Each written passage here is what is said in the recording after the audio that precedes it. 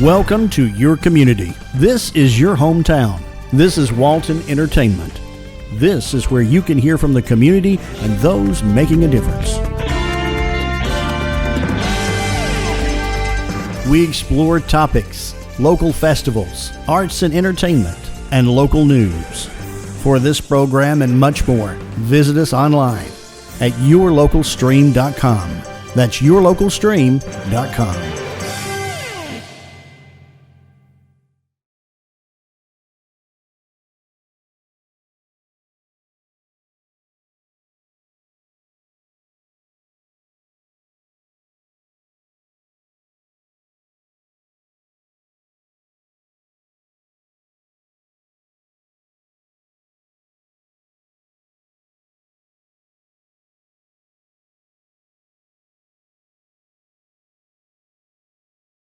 Luncheon. If I haven't met you yet, I am Bonnie Haynes, your 2023 Chair of the Board of Directors and a Business Development Representative with Peach State Federal Credit Union. I would like to thank Grace Monroe's staff for allowing us to meet here for our luncheons this year, and at this time, I'd like to ask Brian Crosby with Grace Monroe to come forward with the welcome, our invocation, followed by the pledge. Please stand. Well, yes, thank you all for being here. We're honored to get to host the Chamber. Thankful for what you all do to make our community a great place to live, work, and play. Just a couple of housekeeping things. If you need the restroom, they're in the go in the lobby to the left. And if you haven't checked out Bold Springs Coffee, our little neighborhood coffee shop across the courtyard. If you tell them this afternoon that you're with the Chamber, we'll give you 50% off. So be sure to go by and check out Bold Springs. Yeah. But let us pray.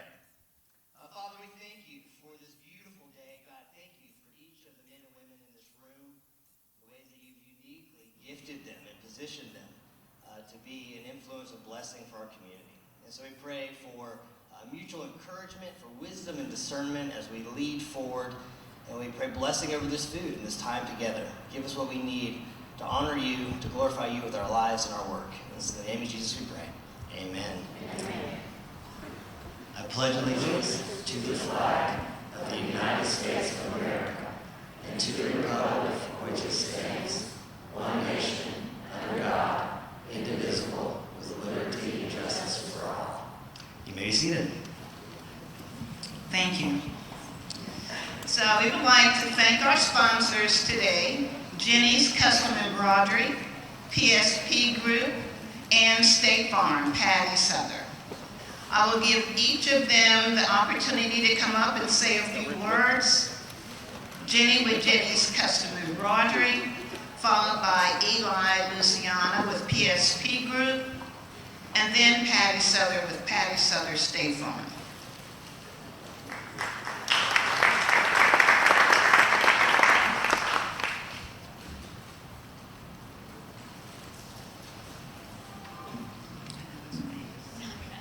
Good afternoon.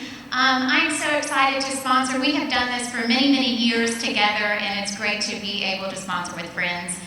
Again, my name is Jenny Gibbons with Jenny's Custom Embroidery, and we build brands, and we've been doing it for over 15 years, specializing in embroidery, screen printing, and promotional products. I thought it would be a great opportunity to introduce you today to our newest team member, and that is our Sales and Operations Manager. But there's kind of a fun story with it. If you are close to me, you have probably heard me say over the past few years, I just need to clone. I need the Lord to just clone me multiple times. And I've actually prayed that, Lord, clone me multiple times. And so it's kind of amusing to introduce you to Jenny Huff, our Sales and Operations Manager, who is actually a Virginia and spells her name G-I-N-N-Y. So, Jenny, if you'll stand up. We have been calling her Huff because it's very confusing. But so glad to have her on our team. She's just a great member already. She's amazing, of course, because her name is Jenny. But thank you, Walton County. It has been an honor to do business in this area, to live in this community, and I appreciate it. Thank you.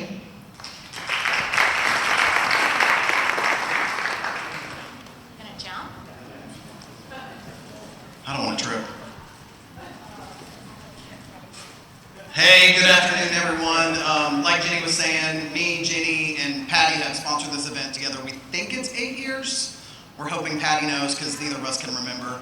But we are excited to be here. I'm Eli Luciano, if we haven't met. I'm the co-owner of PSP Group, and I've got a couple of my team members with me, my business partner, Kenny Smiley, and one of our sales reps, Harrison Clark, joining us today. So if you don't know what we do custom publishing for chambers of commerce and marketing as well. We work in about 5 states, but all 3 of us call Monroe home and Walton County home. So we are excited to be here today. If you don't know, we are currently in ad sales for the Chambers magazine right now, and we are actually closing out today. So if you have not talked to us, feel free to talk to Harrison, Kenny, or myself, or respond to Sarah, who wasn't able to join us today as well. We're excited for another great publication, and thank you for letting us sponsor today.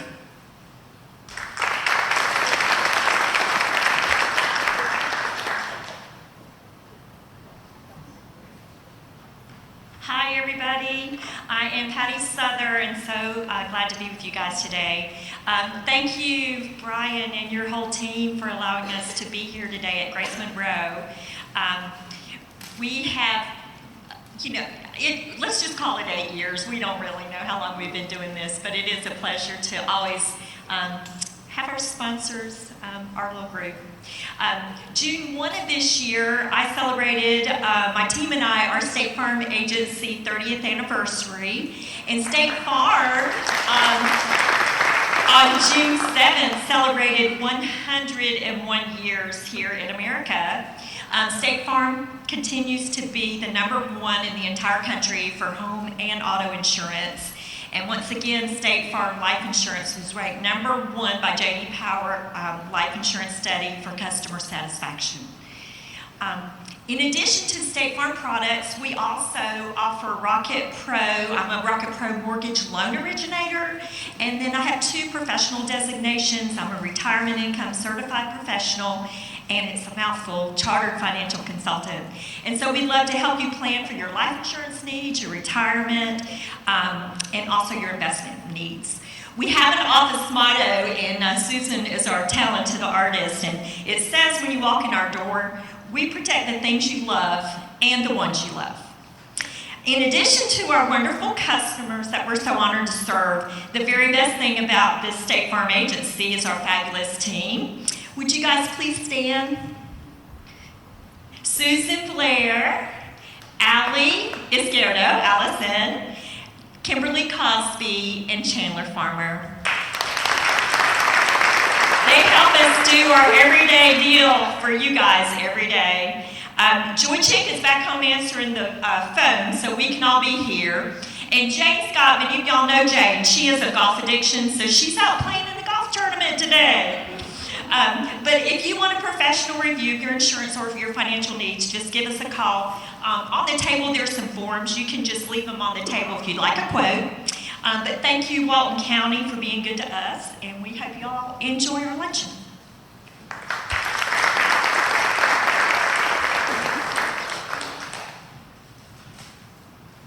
So thank you again for being our sponsors today. So we are always excited to have the president and the CEO of the Georgia Chamber of Commerce, Chris Clark, come speak to us. A Georgia native, Chris has served as the president and the CEO of the Georgia Chamber of Commerce since 2010. Chris previously served as commissioner of the Georgia Department of Natural Resources, the executive director of the Georgia Environmental Finance Authority, and as the deputy commissioner for the Department of Economic Development, among other positions. He is a graduate of Georgia Southern University and Georgia College and State University. This year, Chris published his first book, The CEO Imperative, and made his debut TED Talk, Servant-Hearted Leadership. Chris and his wife Tiffany and their son Christian live in Peachtree City and attend Dogwood Church. Let's give Chris Clark a Walton County welcome. I'm coming out of the pulpit. I don't like being. Makes me nervous, Pastor, being up there. Thank you, Miss Bonnie, and it's a blessing to be with you guys today. And let me start. Where's Bruce Williamson at? Bruce?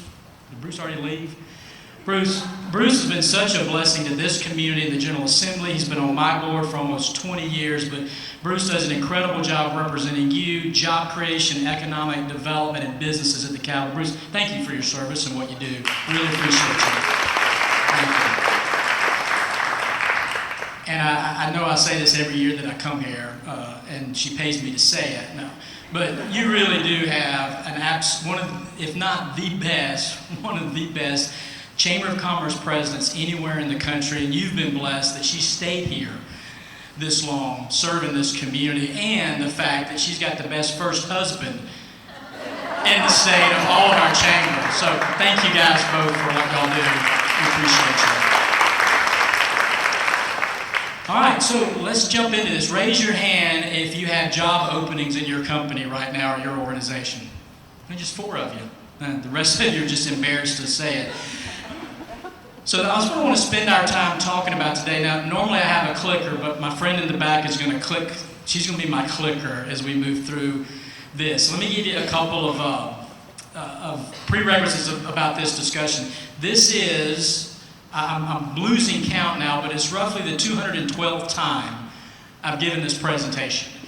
And people keep asking us to come back because the data is so important for your community, for the organizations that you volunteer in, and most importantly for your businesses. And there's a special part of this presentation if you have kids or grandkids that are in high school, middle school, or college. Raise your hands if that...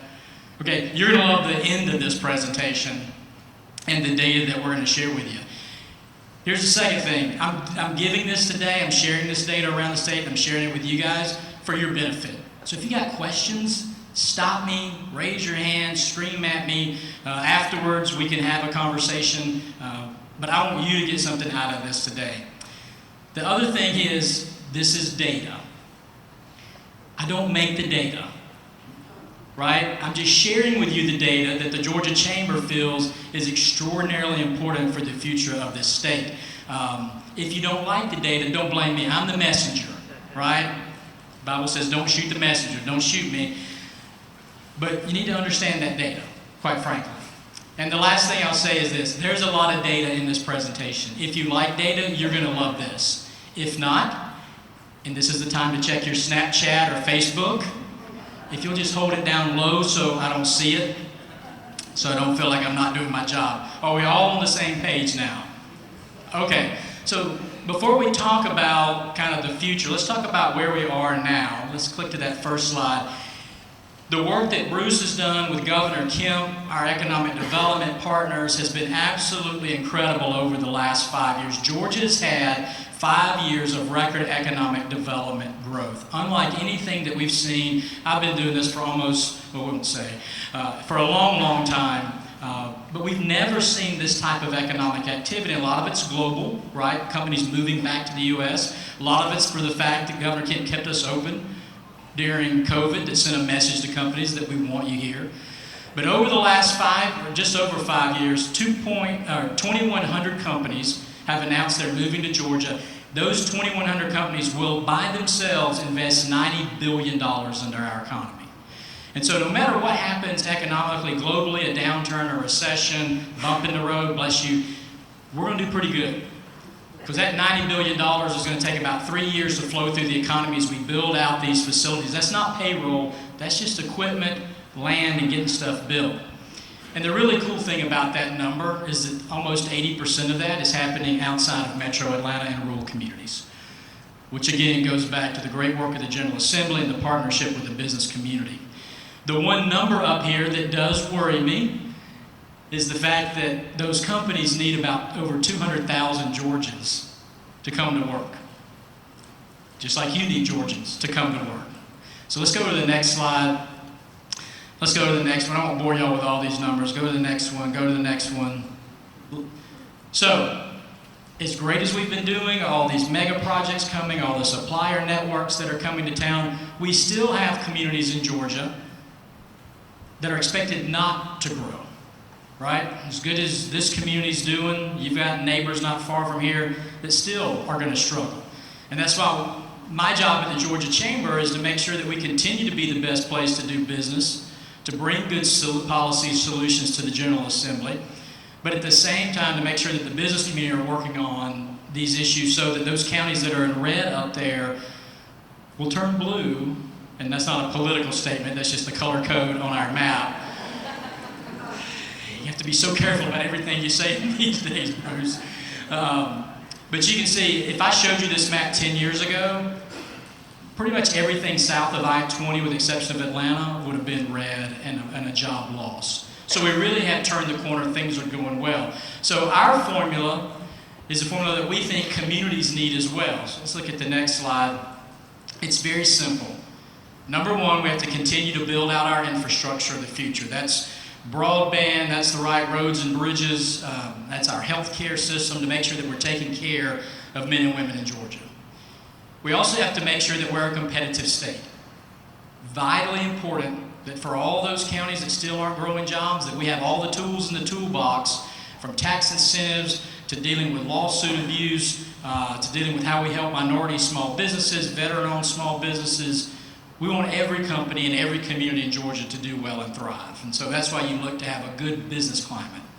And I could spend hours talking about both of those, but where we really want to focus is this number one issue for every Georgia business that we survey, that we talk to, that we go meet with, and that's this war for talent, right? You've all experienced it over the last couple of years, and we started putting this together for the business community, and something interesting happened. A couple of folks saw it and said, hey, will you come give this to elected officials? So we did. And then the chancellor saw it, Bruce, and said, you need to go give that at every college campus in Georgia, which we're doing, and then we're giving it on every technical college.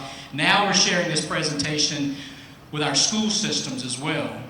And so this data, what we're finding is important for business, is important for everybody. Primarily because there's a lot of misinformation, and that's a shock, misconceptions about what's happening and why people aren't working and what the future looks like, right? You all heard about the Great Resignation. It wasn't so great, right? Nobody celebrated that out. But quite frankly, it was 2 years of pent-up demand to change jobs. It wasn't a movement of some sort. So let me explain to you exactly what is happening in the workforce so that you can start thinking both from a business perspective and a local school system about what you need to do long term. So let's go to the next slide. There are 3 problems that we're dealing with in Georgia, and quite frankly, this is global, but I care about Georgia, right? Number one, there's a labor participation problem. The number of folks that should be working, they ain't working, right? That's number one. We'll talk about that. Number 2, those young men and women that are getting ready to go to work, they're not prepared. I know that's a shock to some of my parents of teenagers out there, which I got a 17-year-old senior at home. And then the third one, and this is the real big tough one that you really need, we'll spend most of our time on this morning or afternoon, is demographic cliff. And I feel like I need music because the issues that we're having right now from a workforce development standpoint, these are going to be issues you deal with for the next decade. All right? That's the bad news. This is not going away anytime soon. So let's start off by unpacking the participation problem, because I think this is one where the community can engage quickly and start really making some plans and efforts. So let's go to that first slide. There's a lot of data up here, but here, I'll explain it real simple. Does anybody remember pre-COVID? A few of you. So pre-COVID, for every 3 job openings in Georgia, only 1 person was looking for a job. Got it? 3 to 1. It was tough, but y'all really didn't complain about it too bad. A little bit, but not too bad. In June of 2020, when COVID was raging and a lot of people were working from home, we had 2 job openings for every 1 person. So all those people said they couldn't find a job, we had jobs. Last summer, I had 4 job openings for every 1 person looking. Today, it's 3 to 1 again, and it will be 3 to 1 for the next decade. Again, that's the bad news part of this conversation. Right now in Georgia, there are 3.2 million men and women that are working age that don't go to work every day. 3.2. Some of you are old enough to remember when we only had 3.2 million people in Georgia, right? So let's talk about who's not working, all right? Let's go to the next slide. In 2000, how many of you, 2000, how many of you had a job? Yeah, so in 2000, about 70% of Georgians that were old enough to work got up and we went to work every day, and we're proud of whatever it looked like, we went and did it. Today, it's only 62% and falling. We've lost almost 10% of our workforce in the last 2 decades. So there's a few different groups let's talk about. One of the big groups that really concerns us is women that have left the workforce. And there's a couple reasons here. Anybody want to guess the first reason why women have left the workforce? Lack of daycare. I have thousands of daycare job openings in Georgia right now. Now, for those of you that have gray hair like me, I think you can relate to this situation. So my mother did not know where I was from 1978 to 1988. She got up and went to work and said, "Good luck, see you tonight." I ate at neighbors' houses, rode my bicycle to town to the Dairy Queen. We could free range. And we were all just fine. But we don't free range kids anymore. And so when we have not enough young men and women going into the child care area, there's nowhere for you to take your children. That is a huge, huge issue for this state. But it's one that a lot of companies are figuring out. A lot of companies now are starting to offer their own child care. Communities are kind of building co-ops for child care. There's lots of options out there. The other part, though, of keeping women are senior care. My nursing homes in Georgia are at about 75% capacity because they don't have enough nurses. So that's the big reason that women are out of the workforce. But there's another issue. Post-COVID, look at the industry sectors where people voluntarily quit. They just said, take this job, and just took off. Now, you can understand tourism probably got laid off, or they voluntarily quit and said, I'm going to get more skills, I'm going to upskill. But what does healthcare, education, and social services have in common? Female, heavy female dominated. And so here's my soapbox for just a moment. Healthcare, we'll come back and share this with you in a minute. Right now, the average nurse in Georgia only works 5 years before they leave. My sister's a nurse, my grandmother's a nurse, my wife's best friend's a nurse, and she's in emergency care. And she said that every week someone screams at her, spits at her, or hits her. And it's never a patient, it's always a family member. And you wonder why they leave. This is a crisis. And yes, I know your hospital here probably does Nurse of the Year. You need to do something as a community to restore respect and dignity about how you treat them. Because none of you, maybe a couple of you might be qualified. I'm not qualified to care for the next generation that we're going to need in nursing. Same thing is happening with educators. The average teacher in Georgia, 5 years, and they quit. Of the 50 teachers of the year in America, and I think it was 2017, bless you, only 2 are still teaching today.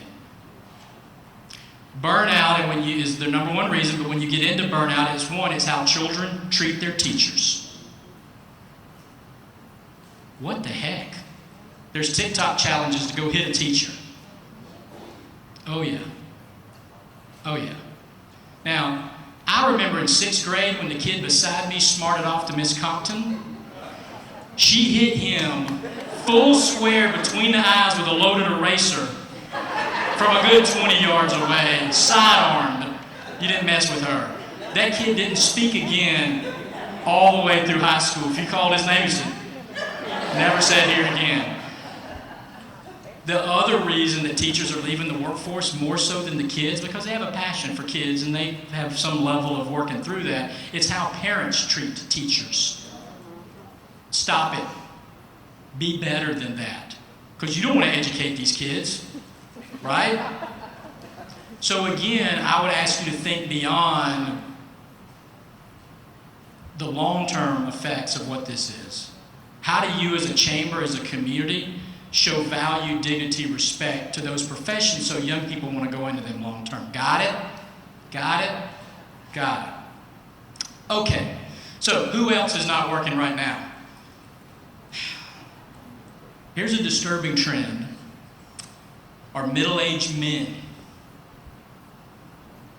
There's two issues there. Number one is addiction, which is where our communities are working with their faith communities and healthcare workers to address those trends.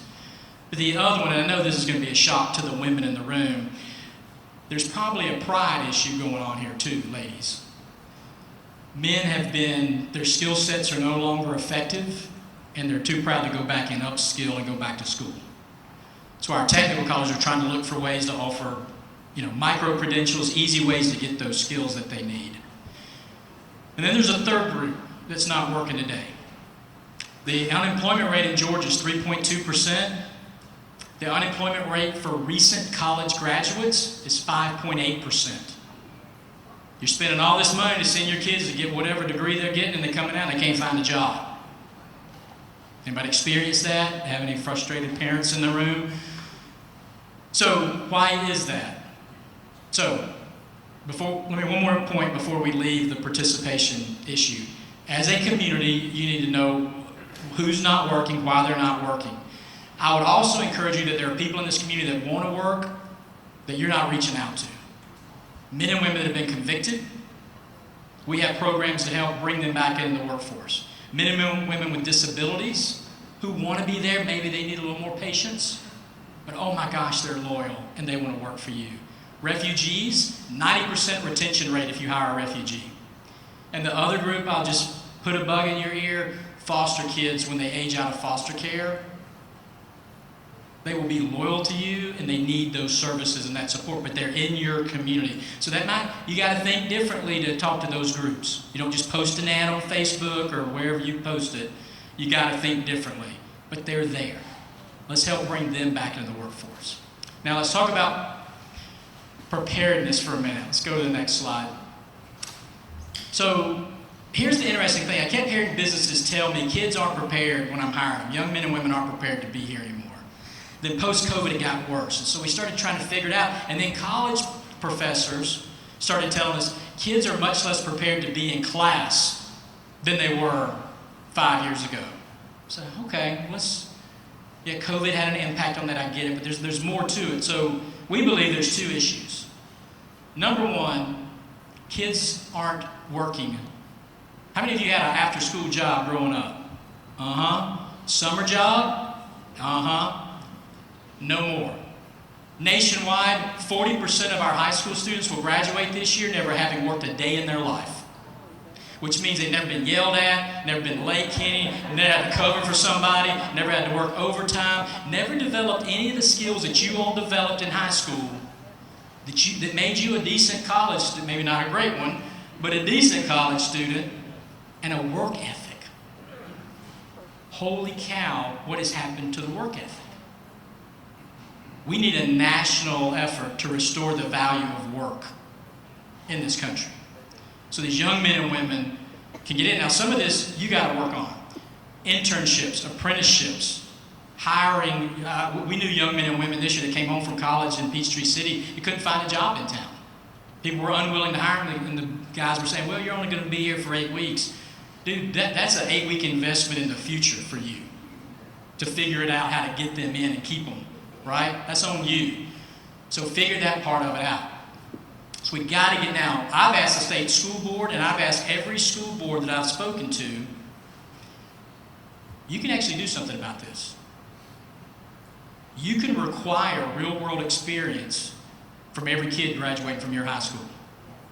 University of Georgia, Jerry Moorhead just announced every kid that graduates from UGA from now on will have to have real-world experience before he gives them a diploma. Every college ought to do that. Every high school ought to. In the Midwest, high school after high school after high school. And it's not all working part-time, right? It might be an entrepreneurial program. It might be a skills class. It might be an apprenticeship. It might be a job shadow program. There's ways to do it. But it's got to start with your community and your school board locally to do that. Got it? So that's the first part of this preparedness issue. But when I gave this talk the first time, Tell you, there's a smart guy on the front row right here. He wanted everybody to know he was smart. So he had a comment about everything. He says, well, the reason they're not working is they are getting their academic credentials in place. And I said, well, that's bull. Let me show you the next slide. Here's Georgia high school students. 5% are doing some work-based learning. I wish that number was 25%. Only 8.4% are in dual enrollment. And we're talking about scaling back dual enrollment, which I don't think is the right approach. I appreciate the General Assembly this year actually allowed critical skills, Bruce, to get more dual enrollment, right? That's the direction we ought to go. So 20% are taking AP classes. Yeah, buddy, that's great. My son, well, he graduates this year, will have had about, I don't know, 12 AP classes. The kid next door to us just went to the University of Georgia, 12 AP classes in high school, 0 college credit. Here's the one that really bothers me. Less than 1% of our high school students in Georgia are graduating with a technical college credit, and less than 8% with an industry credential. So here's the bottom line, guys. You're graduating your high school students. 40% have never worked a day in their lives, and 42% have no credential beyond a high school diploma. And you expect them to be prepared for high school, prepared for college, prepared for the military, prepared for technical college, prepared for the workforce. You can see how there's no college can make that up before they get to you. You got to change locally how you value these and what's the priority. That's the easy stuff we can control. Now let's talk about the stuff that's a little harder to control, and that's the demographic cliff that's coming. And y'all remember Thelma and Louise when they went flying off that's what it's going to feel like for the next 10 years, all right? There's 4 things that make up what we call this demographic cliff. Number 1, the workforce itself is changing dramatically. Where are my millennials in the room? Raise your hand proud. We will all be working for you at some point in the near future. Please be kind to us Gen Xers. So I think most of us were prepared for millennials to kind of rise, right? They're going to be 41% of the workforce for the next 20 years. We knew that. What you're not prepared for is the rise of Generation Z. Do I have any Zers in the room? 1 Zer, 2 Zers. Okay, 3. That's 3 times more than any other group I've talked to this year. It's a very different generation. They're just coming out of college. They're still in high school right now. This is the most diverse generation in history. They're going to be 31% of your workforce by 2025. You are not prepared for them. You're not prepared to manage them. It's a different management style than millennials. You're not prepared to grow them, right? Nurture them, mature them. You got to rethink what that looks like. And then the other thing is they're the most diverse population, like I said. So what does the workforce look like in 2025 in Georgia? Almost 60% of the workforce will be female. And I just told you a lot of them aren't working because of those other issues, right? So that's going to continue to drag down your hiring if you don't figure out child care and those other issues, number 1. 31% will be black, 20% Hispanic. 31% black will be pretty consistent. That's not going to change, right? I think you can look at 31 to 30% black participation, labor participation, for the next probably 10 to 20 years. What will grow is Hispanic population, or workforce population, 20% plus. So that's the first part of what's going to happen, and that's really going to start hitting you around 2025, which is less than 24 months away. A very different looking workforce. Here's the second thing. Does anybody remember, I know some of you remember COVID, does anybody remember the 2008 recession? Well, something else happened besides the fact you lost your homes and all your savings. You also lost your libido because we stopped having babies. We now have a lower birth rate than we did in 2007 in America.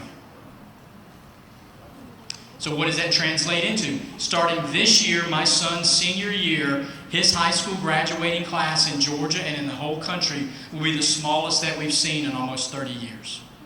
And that will continue to be the case for the next 5 to 10 years. So if I have fewer people in high school, what does that mean? Have fewer people in college, technical college. And what does that mean? It means fewer people for you to hire.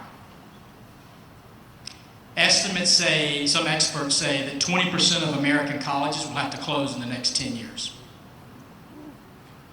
Shrinking class size is a huge issue and burden for us.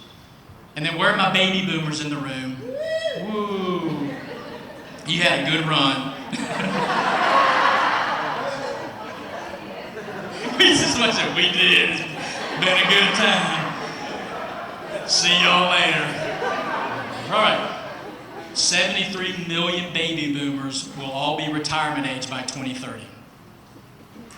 The biggest generation in history will leave the biggest workforce holes in the world because we have not trained up, nor do we have enough people to fill those holes. That's why it's important for you to figure out how to keep boomers working, at least part-time, long-term, changing rules, regulations, job sharing. There's all kind of opportunities out there to do that. My dad just retired from his second job after he retired from his first career, right? Here's the sad part, 6 million, we'll have 6 million more job openings than we have people to fill those jobs by 2030.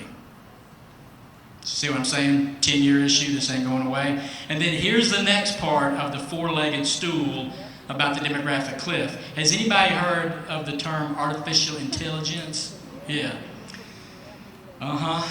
It's real. It's coming. And it will cause 12 million Americans in the next 7 years to change careers. It's the biggest migration of career change that we've ever seen in history. Primarily from low-skill jobs that AI can do today to mid-skill jobs that AI will be able to do in about 5 years. So part of this, from your standpoint and from your young people's standpoint, is you got to learn how to AI-proof yourself so your job doesn't get eliminated as we go through. But you can see how all these things taken together mean that we're going to be dealing with this issue of workforce development for a long time to come. Does everybody agree with that? Not going to get better. Now, I will give you a little good news at the end, but I'm going to save that to the end. It's a little kind of good news, but we'll get there. Now, let's unpack what this impact is going to be from the specific job market's perspective. And this is where, particularly parents and grandparents, you're going to like some of this stuff. All right. So there's a lot up here. I don't expect you to read it. Let me just point out a couple of things to you. Right now in Georgia, almost 400,000 men and women, there are almost 400,000 job openings right now in Georgia. I already told you 3.2 million people aren't working. We still got enough people to stay home if just a small portion of them would come back to work. But here's where I start to worry. Right now in Georgia, I have almost 50,000 healthcare job openings. By 2028, I'll have 61,000 healthcare job openings. By 2030, I will have 100,000 healthcare job openings in Georgia. That is a crisis. It is a crisis of care. And it will impact everything from school nursing all the way to senior care. If you don't have robust healthcare pathways in your high school, you're doing a great disservice to this community and to your kids. It's incredible opportunities there. Manufacturing, 20,000 job openings now, 30,000 more by 2028. By sometime around 2025, our estimates are that Georgia will have more manufacturing jobs as a percentage of our workforce than at any time in our history. And it is not your grandparents' manufacturing. These require degrees, certificates, credentials. Finance and tech, science and tech, 30,000 job openings, 30,000 in retail. I got one company in Georgia that had over 4,000 job openings. So when you got Sunday lunch with that cousin of yours who says he can't find a job, he's lying. Or he's lazy, or maybe both. It's up to you. We got jobs. You can see what's going to happen in 2028, and then when the baby boomers retire, almost every economic sector in Georgia has a double-digit demand in their workforce. Double-digit demand. Let's go to the next one. So, parents, grandparents, what advice do you give your kids? Here are your slides.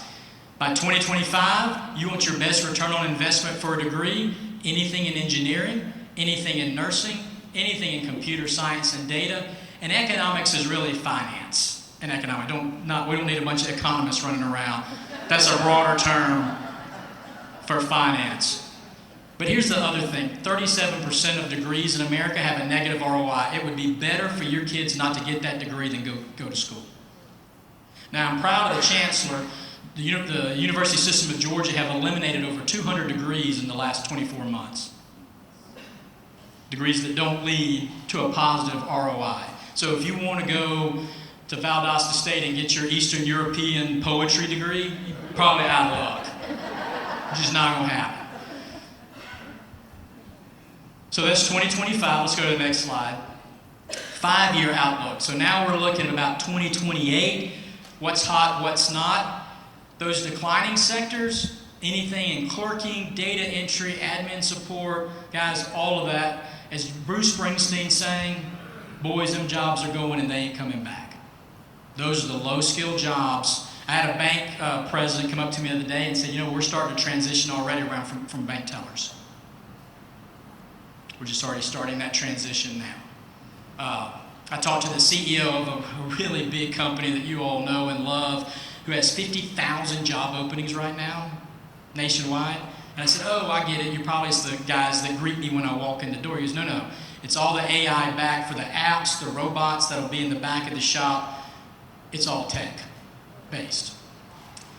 Hot jobs, anything in IT, as we said before, data engineering, STEM, all the way through. That's 5 years. Let's keep going. Let's keep going in the future. 2030, what are the hottest jobs? My favorite one on here is number 3, digital detox therapist. It sounds funny, but let's be quite honest with each other. We have a mental health problem in this country with our young men and women.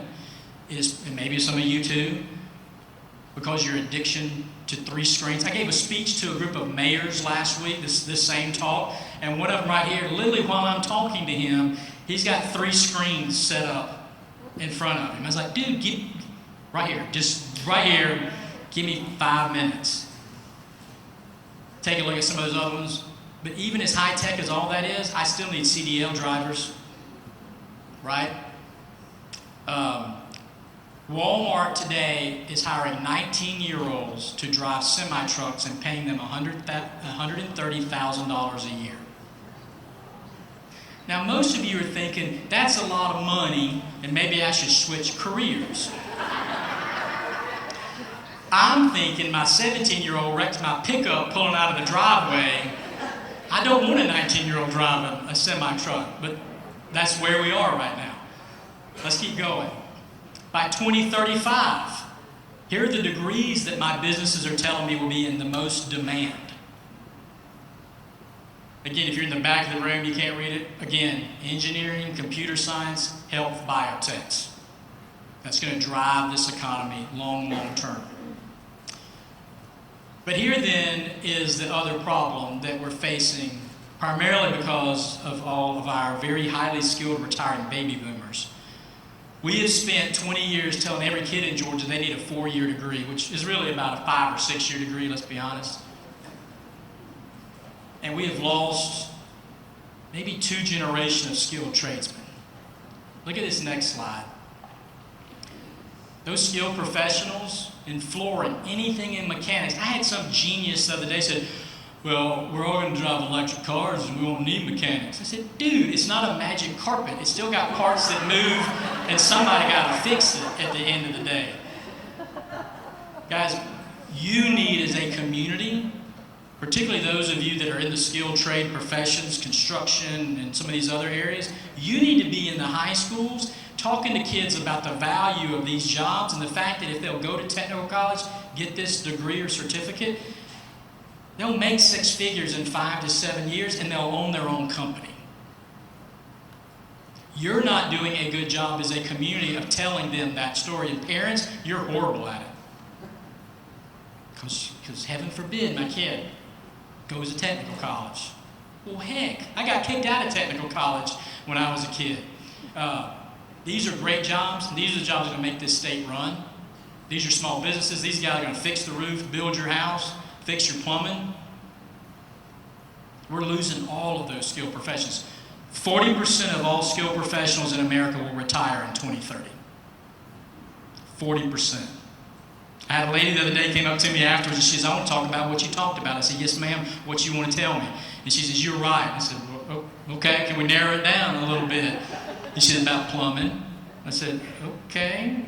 She said, I've been waiting a year for a plumber. I said, I don't think I could have waited that long for a plumber, but she was still waiting. So, where's the bright spot in all of this? So let me leave you with a little homework here and a little bit of thinking. So, has anybody heard of Generation Alpha? You're about to, because they're here. Generation Alpha was born from 2010 through the end of next year. So they're in elementary school right now, and they're starting to get into middle school. The good news is this will be this generation is actually bigger than the baby boomers. That's the good news. Good news is they'll be in college starting around 2030. They'll still be in college come 2043. They really won't come into the world. I don't know if I meant it exactly like that, but that's fine. But they're not going to start coming into the workforce until 2035. So that's why I tell you this is a decade problem, right? They're out there. Here's the bad thing I got to tell you. The silent generation, all my boomers in the room, all us Xers, the millennials, and the Zoomers, all 5 of those generations, the U.S. produced one of the top populations of those groups. But Americans quit having babies in 2008, remember? So where will this generation be born? Be born in India. They'll be born in China. And they'll be born in Nigeria. By 2040, Nigeria will have a larger population than America. Malaysia, Indonesia are next. Americans come barely in the top 10 for producing alphas. So fixing our immigration program in this country has got to be a priority. But here's my argument to you. We do have our own alphas. They're coming. They're just going to be a smaller group. How do we train them to AI-proof and be more productive? So here's what you need to know about them. Terry, I'll land this plane really quick. No, can we go back real quick? They're hyper-connected. Here's what you need to know. They're hyper-connected. They have no attention spans. Got it? They're very independent, but you locked them away for 2 years, and they had no socialization skills whatsoever. They're extraordinarily visual, but they have no creativity. What was your favorite gift growing up at Christmas that you got? Somebody yelled out. Etch-a-Sketch. That's a great one. Legos. Light Bright. What do all those things have in common? You're making stuff, you're building, you're creating little worlds. I asked this question recently, Kenny, there was a guy right here, he said, the stuff that the box that the stuff came in. I'm like, that's right. My sister and I made all kinds of stuff out of those boxes. Instead, kids are being given iPads at 1 year old and everything is already created for them. That's going to hurt us from an entrepreneur standpoint for lack of creativity. And then obviously they've got mental health issues because of the technology they bring in. So what do we do about it? Let's go to the final slide. I'm asking every high school, every elementary school, every college professor, these are the skills, no matter what the degree is, these are the skills your kids need to be productive for you when they come to work for you in 10 years, right? Data literacy, critical thinking, empathy, how to work with each other, heaven forbid, how to be motivated. Teenage parents, let's have a hug up afterwards. Understanding the influence of social media, misinformation, the right from wrong, good from bad. Because kids are not getting this at home. And so I'm having to ask teachers to do it. But I would encourage you to think here, from your leadership programs or the programs that you're doing in the community, what can you do to drive home these skills so that your kids and grandkids are not out of work in 20 years because a robot took their job? So this means that you're going to have to invest in technology. You're going to have to invest in the younger generation. You're going to have to go into our high schools and middle schools and tell these kids about the opportunities that exist in Walton County. Because they don't know. I gave this talk up the road here in Jefferson, and these 2 young women came up afterwards. It was a college and career academy. And they were arm in arm, best friends forever. And she said, thank you so much. You just changed her whole life. And I said, oh, that's good. That's a good speech today then. I said, how did I change it? She said, we're going to be nurses. I said, thank you so much.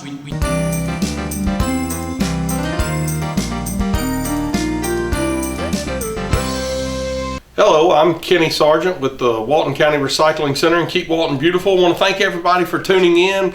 We're gearing up for all of our spring events. We've got a lot going on right now. Wanted to talk a little bit about those events just to kind of get everybody prepared. And of course, if you still have questions, give us a call, 770-267-1421. With any questions you have about the events we have coming up. The first one we have coming up is our week-long tire amnesty event. That'll start on Saturday, April the 20th, and it'll conclude the following Friday, April the 26th. And we'll be taking tires for free down here at the recycling center for all of that time. We really don't have any limits on tires right now. We're going to kind of play it by ear and see how it goes. We want people to be able to get rid of the tires they have. It is for citizens only. It's not for businesses or tire companies and all of that. So, if we have somebody coming in with a large number of tires, there may be some questions about that, because typically there would be no reason for any citizen to have such large numbers of tires. So we want to make sure we're not getting tires from businesses, but we are looking forward to that. As some of you may know, tires are that's one of the items it's not always easy to get rid of, and if someone does take them, there's typically a charge associated with that. We are going to be taking them for free. It's a good opportunity to get rid of those, especially this time of the season. We're going to start seeing mosquitoes and everything else, and those old tires are just a haven for mosquitoes. So round those up, bring those out to us. One of the only stipulations we have, the tires do have to be off the rims. We absolutely cannot take the tire. The tire processor will be taking the tires too. Won't accept the tires with the rims on them. You can bring car tires, regular truck tires, lawnmower, bicycle, motorcycle, ATV tires, golf cart tires. They just have to be off the rim. We can take all of that. Again, they just can't be on the rim. And like I said, if you have any questions, feel free to give us a call. We're looking forward to the event. We do expect, I've had endless amounts of calls about the event, emails. So, be patient with us. We're expecting a lot of tires coming in. So, it may be a little extra busy here at the center. I would recommend, if possible, trying to get in on one of the weekdays rather than on Saturday, April the 20th. Saturdays is always one of our busier days, and I would expect the 20th is going to be even busier. So if you don't want to get held up in traffic and you can make it on one of the weekdays, I think that might work out better for you. So look forward to seeing you. Come on out for that event, and give us a call if you have any questions. And the following Saturday, on April the 27th, from 10 to 12, we're partnering, Keep Walton Beautiful's partnering with the Loganville Lions Club, and we're going to do a shredding event there at the City Hall in Loganville from 10 a.m. to noon. Come out and see us if you're in that area. We do plan on scheduling another event here, a shredding event here at the recycling center. We don't have a date for that set yet, but we do want to get that done before it gets on deeper into summer when it gets hotter. We'd like to pull that off in the spring. Don't have a date set yet, but we are working on that. But in the meantime, if you're free and can break off to City Hall in Loganville, come on out. We'll be there from 10 to 12. We should have plenty of volunteers there where you're not stuck in line for long trying to dispose of those old documents. it's the perfect way to get rid of any old sensitive document you have that you really want to make sure is destroyed and not just laying around somewhere for someone to find. There's even a camera on the side of the truck where you can guarantee you can watch your documents be destroyed if you choose to. But it is a really good way. It's free to bring in any of the old paper you have. We don't really have any limits on how much paper you bring. So again, if you have any questions about the event, give us a call. And as far as the one we're trying to schedule here at the recycling center, I will keep you updated as we go along with that. It's always a good idea, like if you have Facebook, like Keep Walton Beautiful on Facebook. We always post the events as soon as we get them scheduled on our Facebook page. So go on and like Keep Walton Beautiful, and it's the perfect way to keep up with what we have going here at the recycling center. One of the other things I wanted to discuss was, we are one of the few places taking mattresses presently, and we've actually found a company to where, they're not being sent to the landfill. They're actually being refurbished and shipped overseas and used overseas. So it really is a good program. The issue with that is the mattress has to be in at least fair condition. We've had to turn some people around here. They come in with holes all the way through their mattress, or they've had them sitting out behind the house and it's rained on them 3 or 4 times, or they're bringing them down here on a rainy day and they're soaking wet. Those are all mattresses we can't take, and we're going to have to turn you around. So if you do have a mattress you want to bring out, make sure you keep it inside, keep it in fair condition when you bring it out, because if they're soaking wet and completely tattered, we won't be able to accept those. So again, give us a call if you have any questions about that. Feel free to email me anytime. And like I always do, a lot of people are unaware that we're even out here or exactly what we do here. Give us a call, come out and see us. Let us get you started recycling. We can tell you about our green bag program for those of you that are looking for other sanitation options. If you are an avid recycler already, come talk with us about some new things that we're looking into recycling, some of the new things we are recycling here, and how you may best be able to do that. So come out and see us, give us a call, and until next time, take care.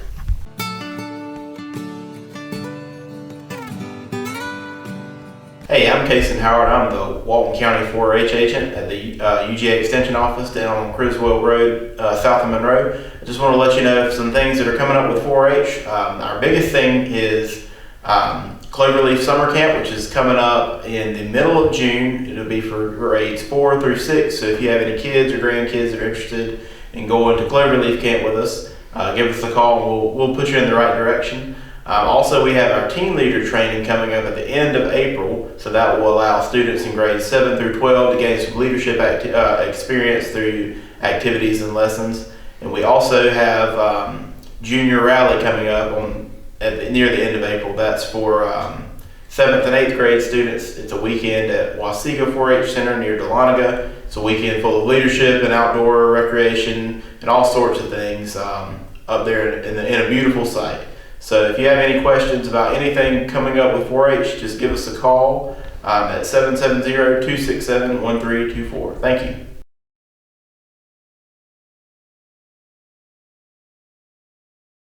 To me, the most important thing about being in the human race isn't winning. It's participating, living life to the fullest. Emphasis on living. This is what makes life, life. Yet how much of life are we willing to miss out on? Untreated hearing loss affects our mobility. It increases the risk of falls by 50%. Good hearing health is essential to staying engaged and doing what we love. Hear well and stay vital. Get a hearing health check every year.